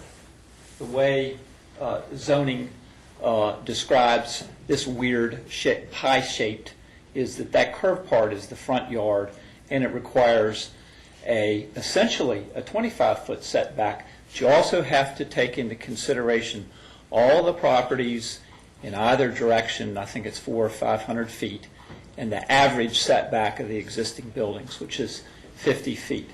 So you can't park here, you can't build here. If I were doing this, that would be a challenge. I haven't seen Mr. Pratt's design, but for us, it was a challenge. Access is a huge problem. Woodrow Street, which runs right here, you cannot park along the side of Woodrow Street. If you have a driveway onto the property, you can't park in it. It's kind of an invitation for trouble down the road if you do build that driveway to get to it. It's kind of ironic that you all are going to be talking about a tree commission, and I'm surprised that you're selling or desiring to sell a property that's got some huge mature trees on it. I hope they aren't cut down. If you do, If you can wrap up your comments. Okay. As I said, we don't plan to build anything here. Our vision is long-term for putting this density onto the rest of our property and not to see it developed. Lastly, we've sunk a huge amount of money into that adjoining property. It is right there. You can almost see the house on that property line. And like the people at the Burnett Commons, I'm going to be devastated when that happens. This house was condemned. We brought it back, got a lot of coverage in the paper. We'd hate to see that happen. Thanks. Thank you, Mr. Brown. The other offer is basically a free look for 100 days. It's my understanding it has a 100-day due diligence clause. Our offer, there's no contingency. Thank you, Mr. Jones. Anybody else like to speak on this matter? Mr. Crayford?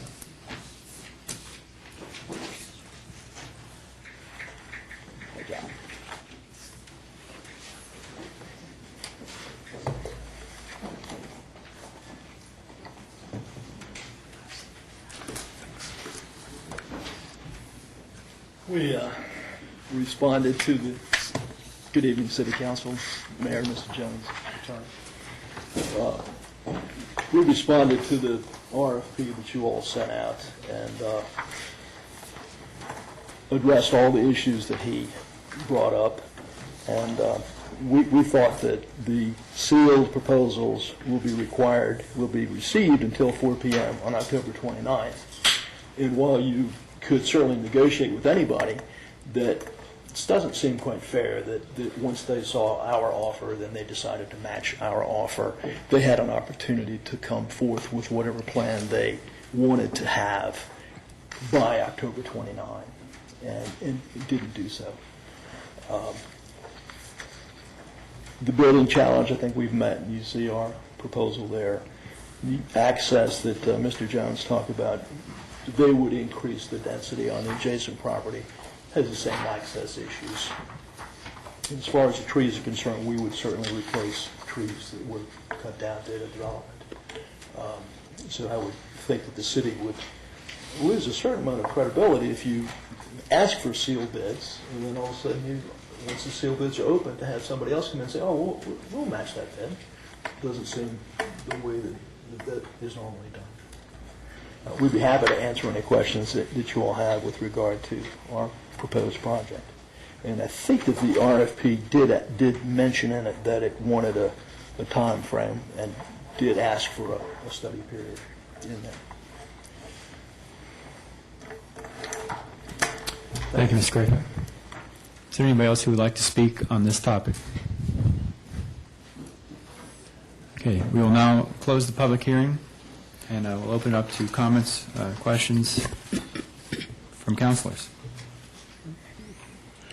Mr. Mayor, I think we have a very valuable piece of property in the city of Charlottesville, very strategically located, and it could be developed, but as it is a difficult site to develop, in the sense that it is very narrow access, setback as 50-foot of setback would require a very creative process to develop a building on that site.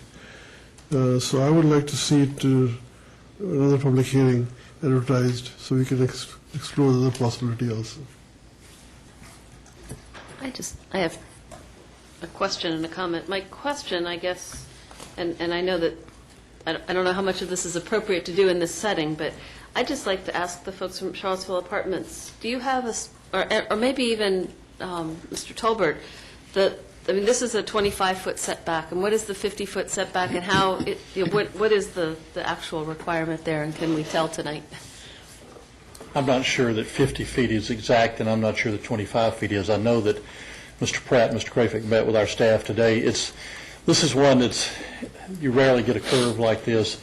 It's open to interpretation, and I know that they've asked for an official opinion. That's one of the reasons we put a due diligence period in, so that whoever was the proposer would have an opportunity to see if they can actually build what it is they're proposing to build. So it's somewhere between 25 and 50, I think, and it may be 50 on a part, and it may not be on a part of it.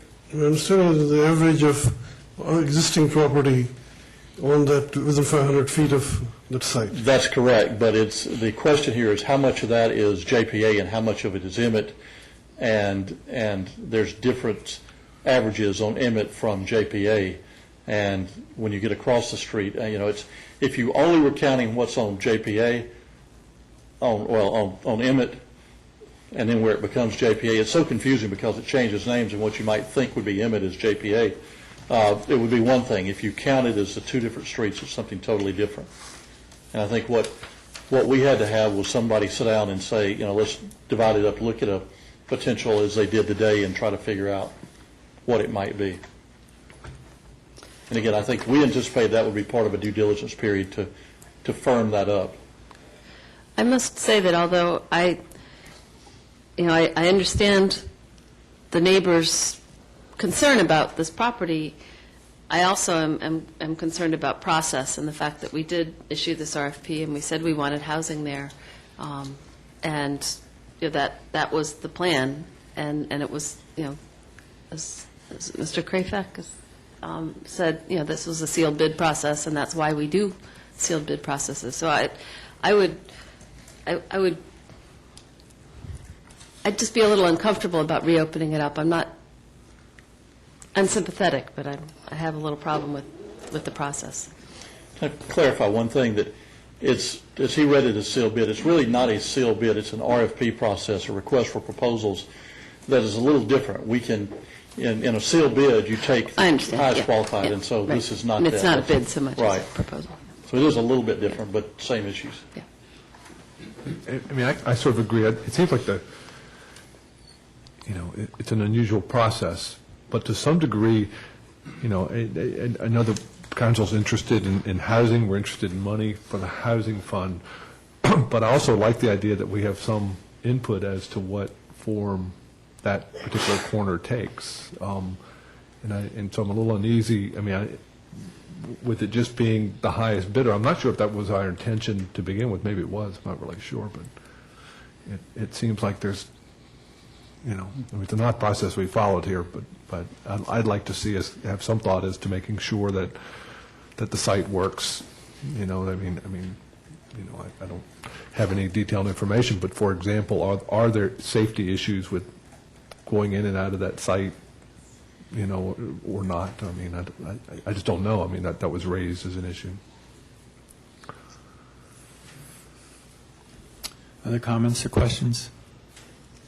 I agree with Mr. Nugent. So the process, if we wanted to officially consider or fairly consider this alternative proposal offered up by Mr. Jones, you recommend that we have an additional public hearing? The city attorney felt like that was appropriate, and that would give anybody that wanted to come in and speak to any offer the opportunity to do that. I certainly support that. Is there other counselors who? Mr. Hughes, I heard you voicing support for that, Dr. Brown, yep. Ms. Edwards. And so I think you're seeing a majority of council. Ms. Akers? I won't block it. I just, it really is just a discomfort with the process that I'm suffering here, and I think, I would hope that a hearing could bring that out. So that's fine. So if you could schedule another public hearing on this and make the other applicants aware that. Right. Assuming that the agenda is not too full, we probably want to do it the January 18th, rather than try to rush it and give time for people to know about it for the holidays, if that's okay with council. That's fine. Okay. Thank you very much. Next item on our agenda tonight is a report and resolution, tree commission follow-up. This is before us, first of one reading, Mike Smith from Neighborhood Development Services. Let me introduce, I'm not sure if all of you have had the opportunity to meet Mike. Mike is a planner that's working in our office now who's filling in for Ebony Walden while she's off seeing the world. And Mike took this after your last meeting and has put the information together, so he's going to basically do the presentation for you tonight. So.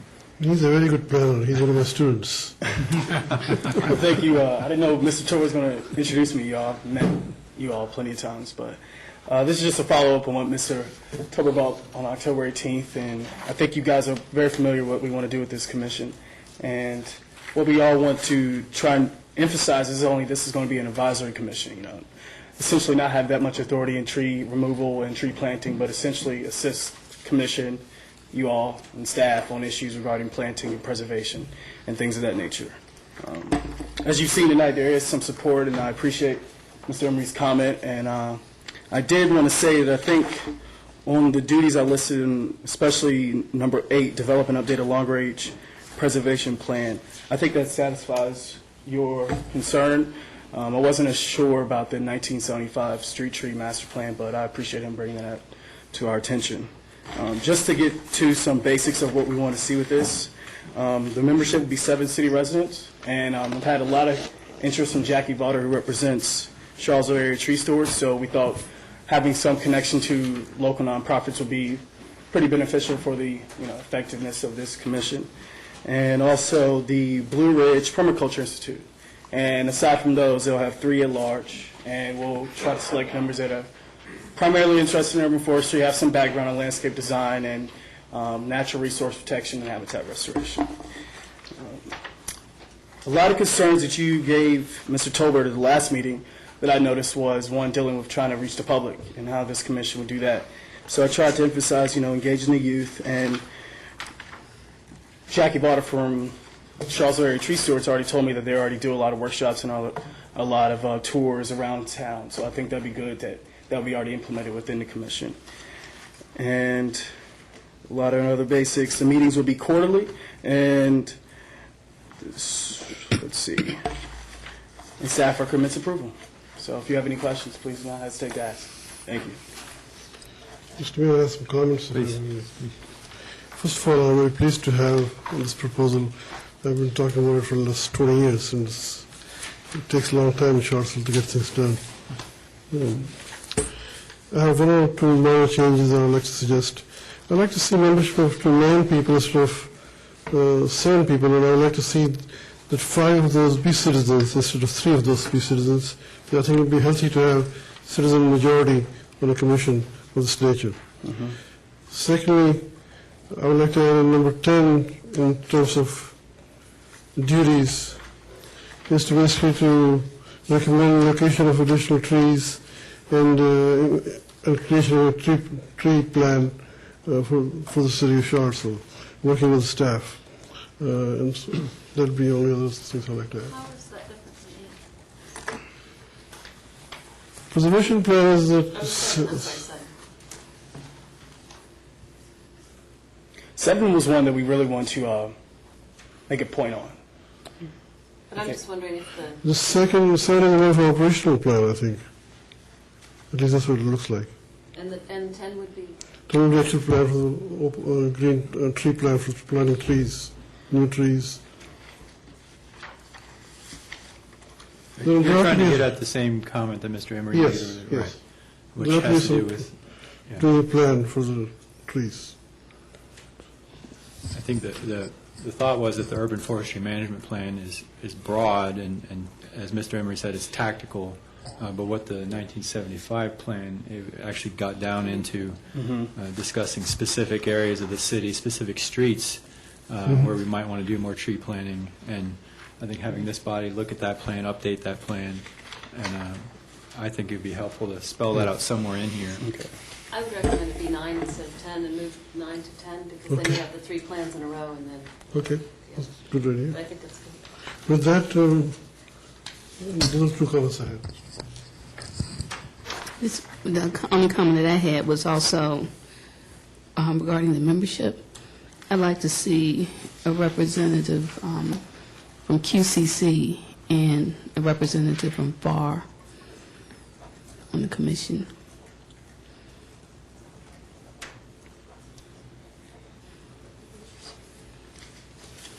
Why would you want to name them, not name them as citizen members and not just association, because they're not focused on trees as such?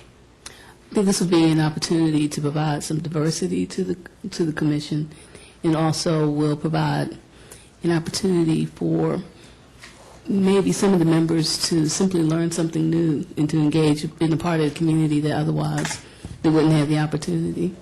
And QCC does have a pretty active 4-H club, and I think in terms of redevelopment, this is probably a good time for FAR to get involved, to understand the importance of trees and the landscape, and as far as the healthscape of the whole city, and how trees are a big part of that. So I think the timing is good. So will the appointments for this will come back to us just like for any other board?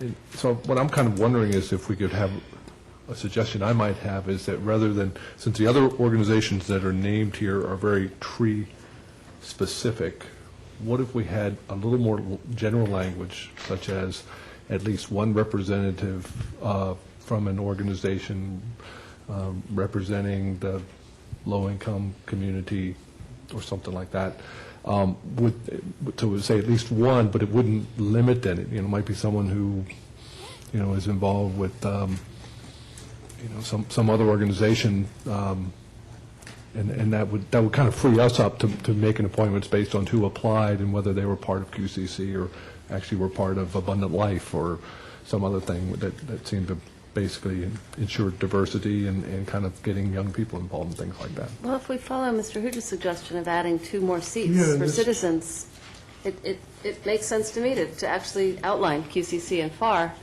and then we still have 3 more seats.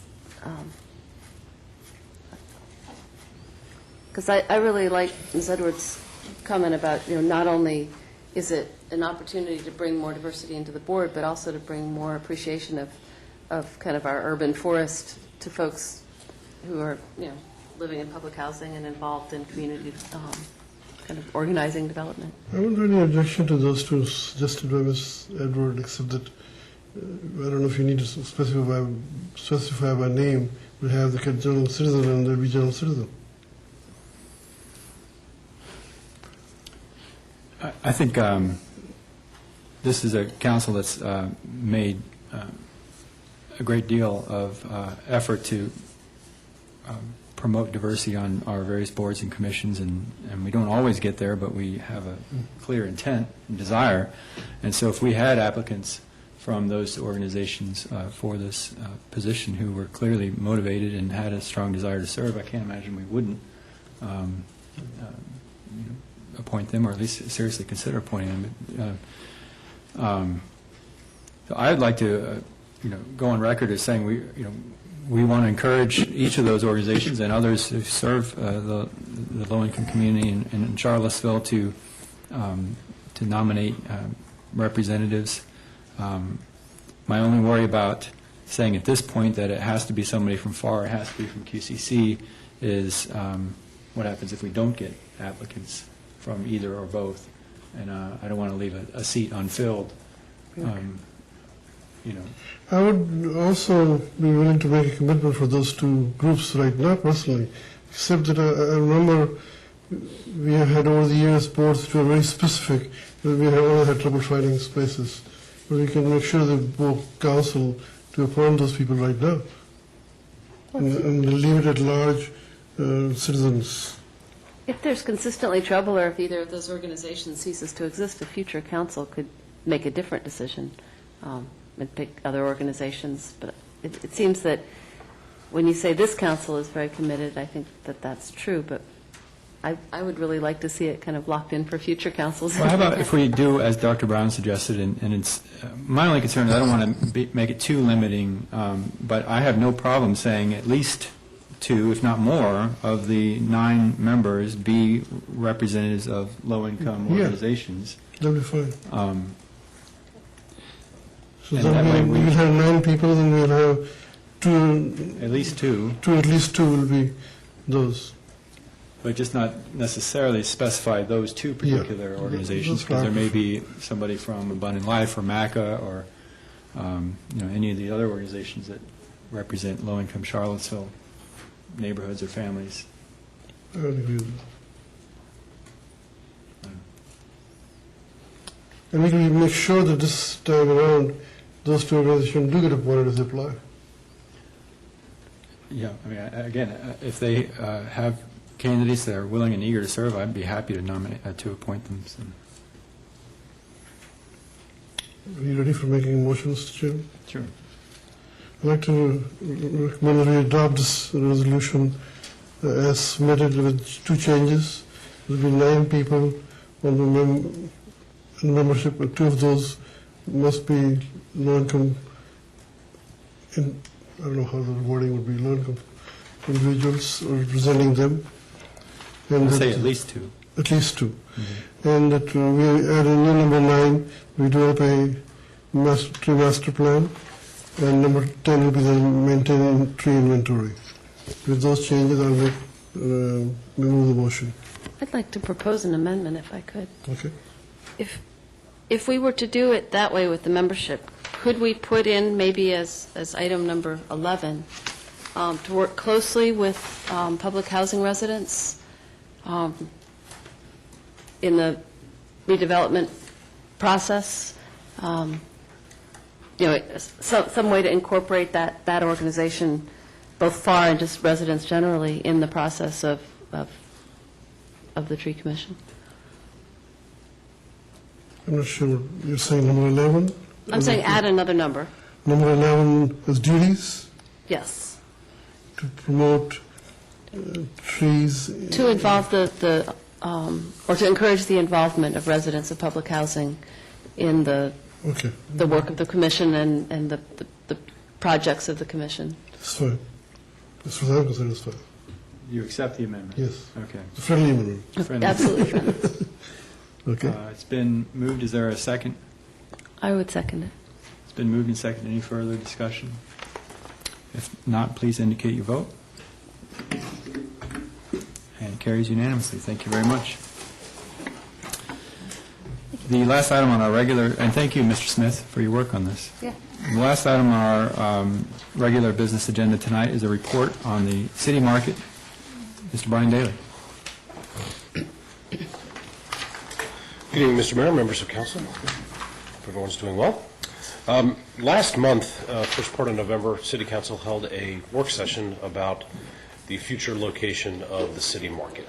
And one of the outcomes of that work session, some folks from Market Central, who's a local 501c3 nonprofit that was started to support the city market, made a recommendation to council that a task force be established to study and look at potential locations for a permanent home for the market and ultimately make a recommendation to council for where the permanent market home would be. Since the work session, staff have met with the folks from Market Central a couple of different times to talk through what the composition of the task force could be, to ensure that we had both folks from Market Central but individual vendors that represented the artisans, the food, and the farmers, as well as some other folks who are either general customers of the market or folks who have an interest in participating in the task force. And what you have before you tonight is just kind of our next step forward. The task force would be established. We are currently working through a work process, how the task force would actually get its work done, and we've shared some emails over the last few days with the folks from Market Central and staff to see exactly what the ABCD steps are to get the task force to reach its conclusions. And what's the time frame on the task force's work? I think we would, following this evening, we would immediately, get in touch with those folks who will be appointed to the task force this week and get a couple of things to them. The criteria for selection that were discussed at the work session, some draft definitions of those criteria, and another list of the locations that were discussed at the work session, and schedule the first meeting for probably the first or second week in January, and then have several meetings beyond that, including having some time at the annual preseason city market vendors meeting, which we hold generally in February, to get some input from those folks. And so the goal would be to have, are you looking for this task force to make a recommendation or a couple of recommendations? And if so, what's the general goal in terms of timing on that? I would love to suggest that they be within 90 days. I think we can get this done by the end of March. I really do. What the final recommendations, I think, remains to be seen, whether it is one location or the consideration of 2 or 3. Mr. Mayor, may I also make a comment that I think there are a variety of people on this committee or task force, including Market Central. It is a community group and not just Market Central group, and should be led by our staff in some ways, and I know that you have some suggestions for adding. Right. I do have some other individuals that I think would bring a lot of value to this task force and have all offered to serve, including Sherry Lewis, who's a former planning commissioner and attorney, Kate Collier, who's a local businesswoman, owns Feast, Mark Johnson, who's on the faculty at the Darden School. I think each of these would bring good value to the task force, and I'd like to suggest that we add them to the list. I know ultimately it's the city manager's call. This is you're appointing the task force. Well, this is another question I should make. Our tradition is that the city council appoints the task force, not the city manager. And I don't know why you're changing the tradition. I know Mr. Maurice is a nice guy. There are a couple of, actually, there are some task force and panels that have been appointed by the city manager with the recommendation of city council. So this would not be a first or precedent setting. So we offered it up mainly in the spirit of moving quickly to get this up and running. So this is the ad hoc committee, not ongoing committee? It is an ad hoc committee. That is our approach, yes, sir. I think if it was an ongoing committee, I think it should be by the council and not by the staff.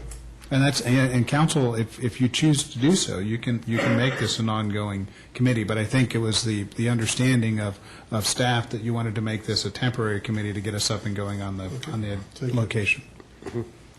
Yeah, I agree. I think on a number of occasions we've wanted to address an issue fairly quickly. We've had the city manager make the appointments and kind of had a discussion like this. And I think the additional names you mentioned would be very good additions. And I think there's a very thoughtful list that's been presented to us. I think it would be a good committee. Thank you. All right. Any other comments or questions? Give the motion to appoint the committee. Well, we're actually, I don't know that we're looking for providing us direction. Providing direction. I think you got your directions. We do. Thank you very much. Thank you, Mr. Daly. Thank you. Any other business before council tonight? Hearing none, we will open up another episode of Matters by the Public. Is there anybody from the public who would like to speak? Ms. Smith. Dee Dee Smith, 2652 Jefferson Park Circle. I wanted to thank you all for creating the Tree Commission.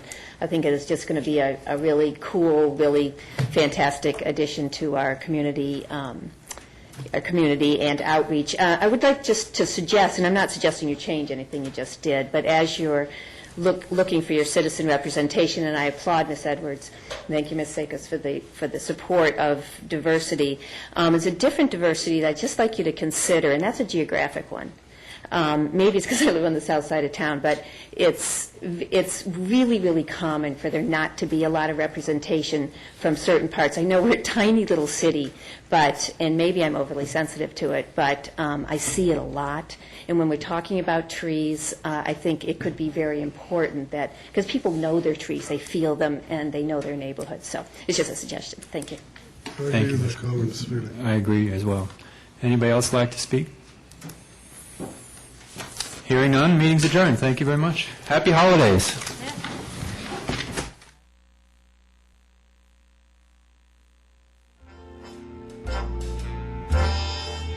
Let it snow.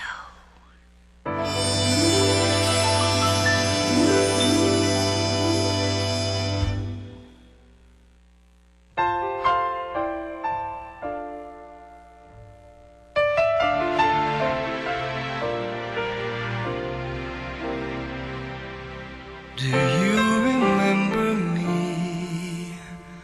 I sat upon your knee. I wrote to you with childhood fantasy.